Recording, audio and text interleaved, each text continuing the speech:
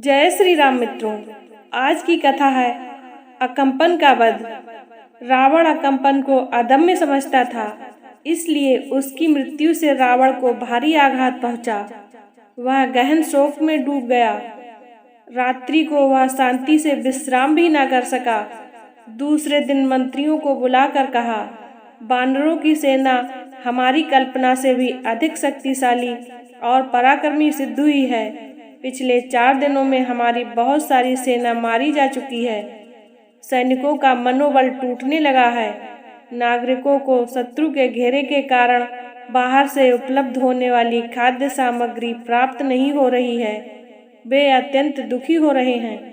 4 दिन के युद्ध को देखकर मैं इस निष्कर्ष पर पहुंचा हूं कि शत्रु पर विजय प्राप्त करना साधारण राक्षसों के लिए संभव नहीं है। इसलिए हे वीर बृहस्पति, मुझे ऐसा प्रतीत होता है कि शत्रु को परास्त करने के लिए कुंभकर्ण को, मेघनाद को, तुम्हें अथवा मुझे ही आगे आना पड़ेगा। अतः आज युद्ध का नेतृत्व तुम करो। तुम युद्ध कला विशारद हो। वे बानर चंचल और वीर तो हैं, परंतु प्रशिक्षित नहीं हैं। तुम युद्ध नीति से उन पर विजय प्राप्त कर सकते हो। इसलिए हे वीर, तुम शीघ्र जाकर राम लक्ष्मण सहित समस्त शत्रुओं का संहार कर मुझे निश्चिंत करो। अपने ऊपर इस प्रकार का विश्वास व्यक्त करते देखकर बृहस्पति ने कहा, आज मैं अपने अतुल पराक्रम से शत्रु सेना का विनाश करके आपको निश्चिंत कर दूंगा। आज मेरे कृपाण के शौर्य से मैं रणचंडी को प्रसन्न करके चील, कौओं, गीदड़ों आदि को शत्रु का मांस खिलाकर तृप्त करूंगा। इतना कहकर वह भयानक राक्षसों की सेना लेकर युद्ध स्थल की ओर चल दिया। इस विशालकाय सेनापति को सदल बल आते देखकर रामचंद्र जी ने विभीषण से पूछा, हे लंकापति, यह विशाल देह वाला सेनापति कौन है? क्या सूरवीर है? विभीषण ने उत्तर दिया, हे रघुकुल तिलक, यह रावण का मंत्री और वीर सेनापति बृहस्पति है। लंका की सेना का तीसरा भाग इसी के अधिकार में है। यह बड़ा बलवान और पराक्रमी तथा युद्ध कला में विशारद है।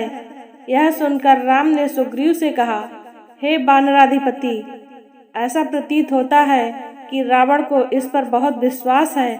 तुम इसे मार कर रावण का विश्वास भंग करो। इसके मरने पर रावण का मनोबल गिर जाएगा। राम का निर्देश पाते ही सुग्रीव ने श्रेष्ठ बानर सेनापतियों को यथोचित आज्ञा दी, जो बड़े वेग से राक्षसों पर टूट पड़े। राक्षस भी तोमर, त्रिशूल, गदा, तीर, कमान आदि से बानर सेना पर आक्रमण करने लगे।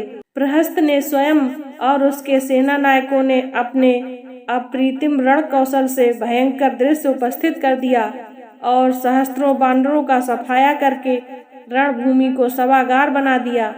यह देखकर अनेक महारथी वानर अपनी पूरी शक्ति से राक्षसों से जूझने लगे। उन्होंने भी भयानक प्रतिशोध लेकर सहस्त्रों राक्षसों को सदा के लिए समर भूमि में सुला दिया। एक और राक्षसों की तलवार से कट कट कर सैकड़ों बानर भूमि पर धराशायी हो रहे थे, तो दूसरी ओर बानर के घूंसों और थप्पड़ों की मार से सहस्त्रों राक्षस रक्त की उल्टियां कर रहे थे। कभी वीरों की गर्जना से भूमि कांप उठती और कभी आहतों के चित्कार से आकाश थर्रा उठता। ऐसा प्रतीत होता था कि रक्त की सरिता में बाढ़ आ गई है और उसने सागर का रूप धारण कर लिया है। जब बानर वीर द्विज ने महावीर नरातक के हाथों अपने सैनिकों की दुर्गति होती देखी, तो एक भारी शिला का वार करके उसके प्राणों का अंत कर दिया। द्विज के इस शौर्य से उत्साहित होकर दुर्मुख ने बृहस्पति के प्रमुख सेनापति सुमंत को मार गिराया। उधर जामवंत ने एक भारी शिला से प्रहार करके महानाद का अंत कर दिया। फिर तारा नामक बानर ने अपने नाखूनों से कम्भानु का पेट चीरकर उसे यमलोक भेज दिया। कुछ ही क्षणों में इन चारों सेना नायकों को मरते देख बृहस्पति ने क्रोध करके चारों दिशाओं में बाण छोड़ने आरंभ कर दिए।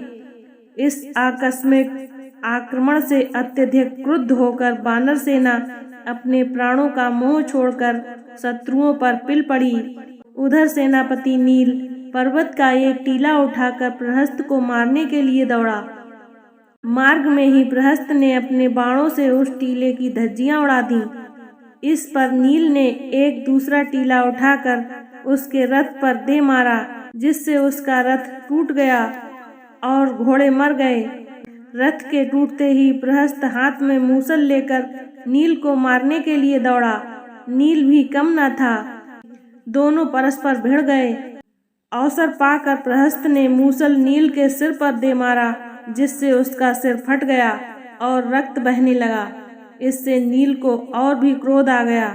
उसने फुर्ती से एक सिला उठाकर प्रहस्त के सिर पर पूरे वेग से दे मारा, जिससे उसका सिर चूर चूर हो गया और वह मर गया। प्रहस्त के मरते ही उसकी सेना ने पलायन कर दिया। आज की कथा को यहीं पर विराम देते हैं। कथा को पूरा सुनने के लिए धन्यवाद। इससे आगे की कथा है प्रहस्त का वध, देखना ना भूलें। इसी तरह की ज्ञानवर्धक कथा कहानियों को सुनने के लिए हमारे चैनल को लाइक, शेयर एंड सब्सक्राइब करें। जय श्री राम।